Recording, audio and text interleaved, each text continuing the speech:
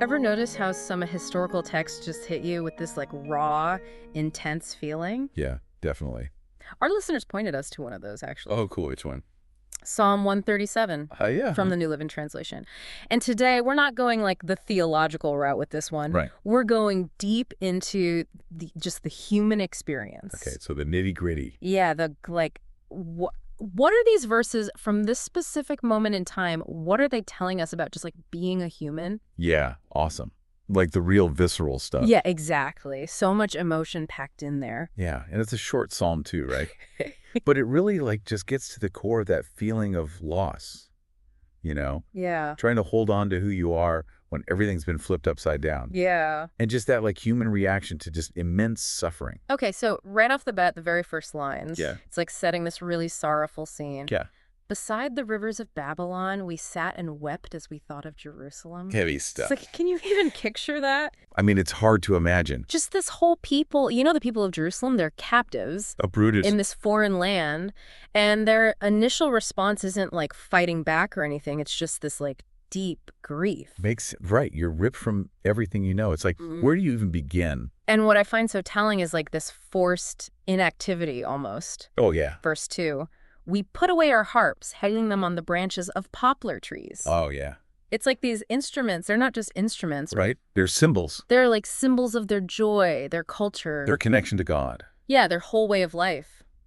And it's deliberately silenced. Powerful imagery. And that, to me, that like inaction almost speaks volumes about just how deep the despair is. Yeah, like words aren't even enough at that point. And it's almost like this suppression of their very identity. Totally. Everything familiar, everything that makes them them, it's gone. And then it's like verse 3, you get this almost unbearable cruelty. Oh. For our captors demanded a song from us. Our tormentors insisted on a joyful hymn.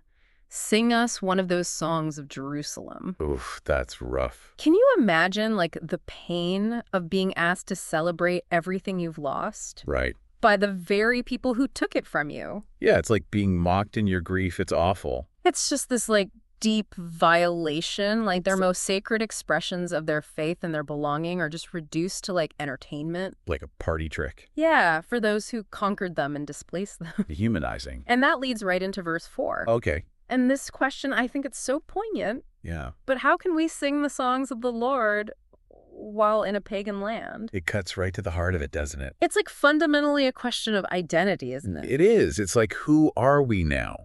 Where do we Yeah. belong? Yeah. Can we even be ourselves in this place? How do you even maintain who you are when everything around you just feels completely alien and hostile?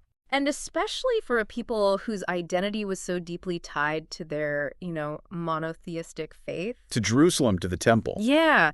Being in a land with different gods and different practices would have felt so alien. Totally. Their songs, their faith, their home, it was all intertwined. And then we hit these just incredibly powerful vows in verses 5 and 6. Okay. If I forget you, O Jerusalem, let my right hand forget how to play the harp. May my tongue stick to the roof of my mouth if I fail to remember you, if I don't make Jerusalem my greatest joy. Wow. That's a serious commitment. It's intense. No kidding. It's like forgetting Jerusalem would be losing themselves. It's more than remembering. It's this deeply felt, visceral pledge. Yeah, it's their very being. Jerusalem is at the core of who they are. Okay, so then things shift. Yeah. Big time in verses 7 through 9. Oh, yeah. It takes a turn. We hear this cry for divine retribution.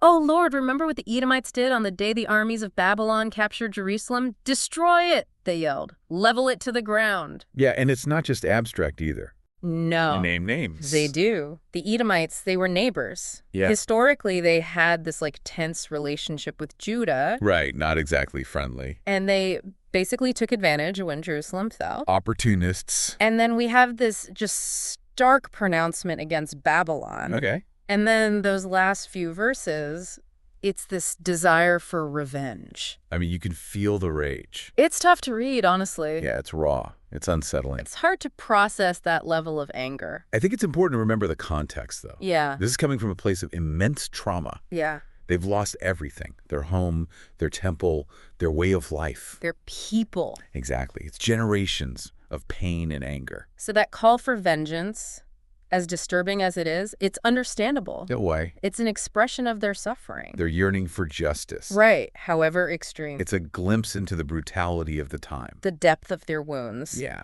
So bringing it all together for our listener, Right. Psalm 137, it's this unfiltered look Yeah. into the agony of exile. That struggle to hold on to who you are when you're surrounded by people who are oppressing you.